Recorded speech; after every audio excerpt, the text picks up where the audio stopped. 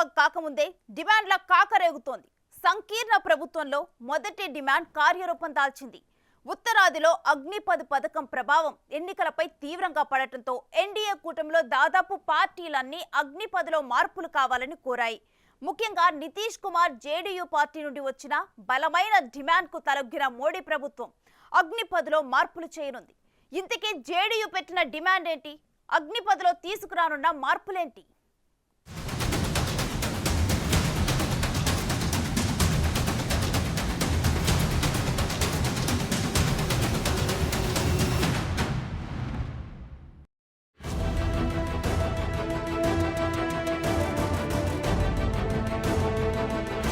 కేంద్రంలో కొత్త ప్రభుత్వం ఏర్పడకముందే మిత్రపక్షాల మోత మొదలయ్యింది.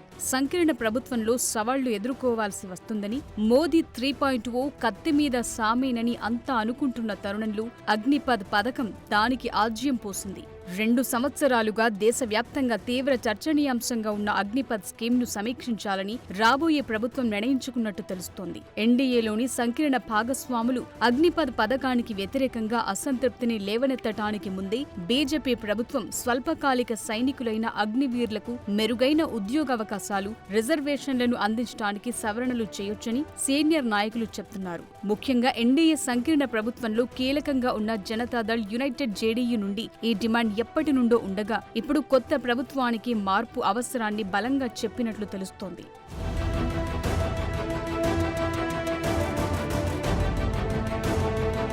అగ్నిపథ్ స్కీమ్ను సమీక్షించాలని జేడీయూ పార్టీ సీనియర్ నేత కేసీ త్యాగి ఇటీవల ఓ ఇంటర్వ్యూలో పేర్కొన్నారు. అగ్నిపథ్ స్కీమ్ను మరోసారి సమీక్షించాల్సిన అవసరం ఉందని త్యాగి వెల్లడించారు. ఈ స్కీమ్ను చాలా మంది వ్యతిరేకించారని, ఎన్నికల్లోనూ దాని ప్రభావం పడిందని చెప్పారు. అయితే ఈ విషయంలో కేంద్ర ప్రభుత్వంతో తాము ఘర్షణ పడాలనుకోవటం లేదని అంటూనే ఈ స్కీమ్ను తీసుకొచ్చినప్పుడే సాయుధ దళాలకు చెందిన కుటుంబాలు వ్యతిరేకించిన విషయాన్ని గుర్తు చేశారు. ఎన్నికల సమయంలో ఆర్మీ కుటుంబాలు అగ్నిపథ్ పథకానికి వ్యతిరేకంగా నిరసనలు తెలియజేశారని అన్నారు. కాబట్టి అగ్నిపథ్ స్కీంపై సమగ్ర చర్చ అవసరమని జేడీయూ నేత పేర్కొన్నారు.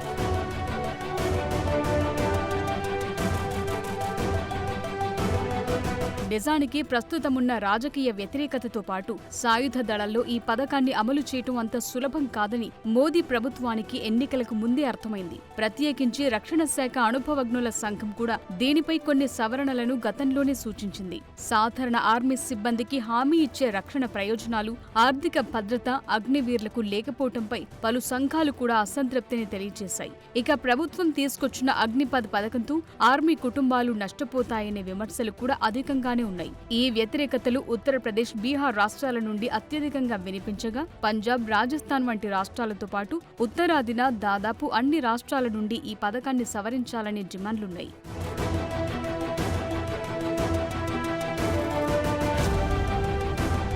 ఇక దేశ సైనికుల్లో ఎక్కువ మంది ఆర్మీలో ఉన్నారు. దీంతో త్రివిధ దళాల సైనికులు దాదాపు 1.5 లక్షల మంది సిబ్బంది కొరతను ఎదుర్కొంటున్నారు. అగ్నిపథ్ పథకం కారణంగా సైనికులను క్రమం తప్పకుండా తీసుకోవటం ఆపేయటం వల్ల ఈ అంతరం బాగా పెరిగింది. శిక్షణ సామర్థ్యం, ఏడాదికోసారి రిక్రూట్మెంట్ వంటి పరిమితుల దృష్ట్యా ఈ కొరతను అధిగమించడం సులభం కాదని మిలిటరీ వెటరన్స్ వాదిస్తున్నారు. ఇక ఈ కొరతకు అధికారిక కారణం కోవిడ్-19 మహమ్మారి సమయంలో రిక్రూట్మెంట్ లేకపోవటమే. అయితే అన్ని పరిమితులు ఎత్తివేసిన తరువాత కూడా ఆర్మీలో ఎంట్రీ స్థాయి సైనికుల కోసం ఖాళీలను భర్తీ చేయడానికి అగ్నిపథ్ మాత్రమే ప్రవేశ మార్గంగా ఉంది. అయితే అగ్నిపథ్ నుండి ఎంపికైన వారికి పర్మనెంట్ సైన్యంలో ఉన్నవారితో పోల్చితే చాలా తక్కువ ప్రయోజనాలున్నాయి. దీంతో ఈ పథకంపై తీవ్ర వ్యతిరేకత వ్యక్తమైంది.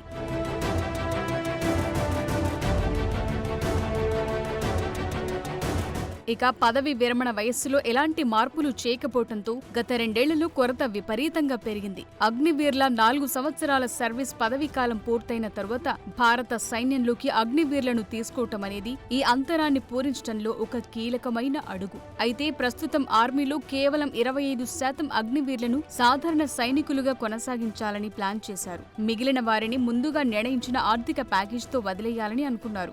దీనిపై అభ్యంతరాలు వ్యక్తమయ్యాయి. ముఖ్యంగా బీహార్ నుండి జేడీయూ నేతలు కేంద్రానికి డిమాండ్లు పంపారు.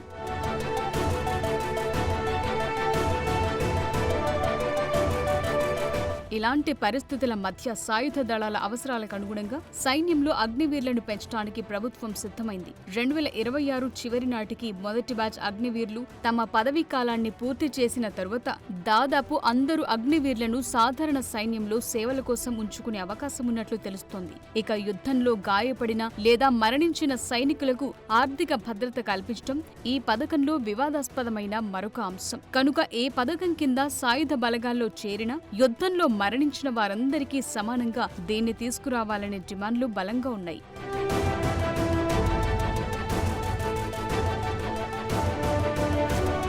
అయితే భారతదేశ డిఫెన్స్ బిల్లును తగ్గించడానికి కేంద్రం 2022లో అగ్నిపథ్ స్కీమ్ను తీసుకొచ్చింది. ఈ పథకం ప్రకారం అగ్నివీర్లు ఆర్మీ, నేవీ, ఎయిర్ ఫోర్స్ కు ఎంపికైన వారు 4 ఏళ్ల పాటు పనిచేయాల్సి ఉంటుంది. ఇందులో 25% మంది మాత్రమే మరో 15 ఏళ్లు పనిచేయటానికి అవకాశం లభిస్తుంది. అయితే అగ్నిపథ్ను తీసుకొచ్చినప్పుడు దేశవ్యాప్తంగా నిరసనలు కూడా వ్యక్తమయ్యాయి. ముఖ్యంగా బీహార్, ఉత్తరప్రదేశ్తో పాటు తెలుగు రాష్ట్రాల్లోనూ తీవ్ర ఆందోళనలు చెలరేగాయి. ఈ నేపథ్యంలో ఎన్నికలకు ముందు ఓ సందర్భంలో రాజ్నాథ్ సింగ్ కూడా అగ్నిపథ్ నియామక పథకాల్లో అవసరమైతే మార్పులు చేయడానికి ప్రభుత్వం సిద్ధంగా ఉందని స్పష్టం చేశారు. పథకంలో లోటుపాట్లుంటే సరిదిద్దుతామని వ్యాఖ్యానించారు.